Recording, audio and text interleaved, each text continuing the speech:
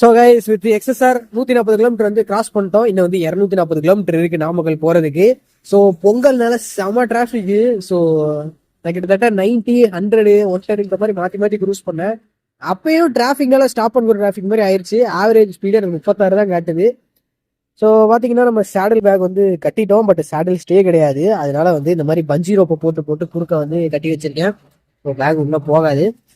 So இது எப்படி கட்டியிருக்கேன், என்னென்ன பண்ணியிருக்கேன் அப்படிங்கிறது வந்து நாளைக்கு டீட்டெயில்டாக போடுறேன். ஸோ நீங்கள் கொஞ்சம் கிளம்புறதே டிலே ஆயிடுச்சு. ஸோ என்னால் வீடியோ எடுக்க முடியல டே டைமில்.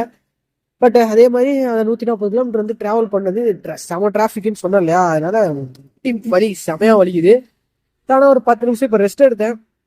இப்போ பெயின் எனக்கு சுத்தமாக இல்லை. மறுபடியும் இதுக்கு மேலே டிராஃபிக் இருக்காது அப்படிங்கிறதுனால மீதி இருக்க 240 கிலோமீட்டருக்கு எனக்கு பெயின் இருக்காது. ஸோ இந்த டிராஃபிக்னால செம்ம வலி ஆயிடுச்சு. ஸோ வண்டி பரவாயில்ல கைஸ். நம்ம வந்து இப்போ ஹைவேலேயே க்ரூஸ் பண்ணுறதுனால இன்ஜின் டெம்பரேச்சர் எனக்கு அந்த அளவுக்கு 95 கிராஸ் பண்ணல. பனி வேற பெஞ்சிட்டு இருக்கா, அதனால கரெக்டாக இருக்கு. ஓகே.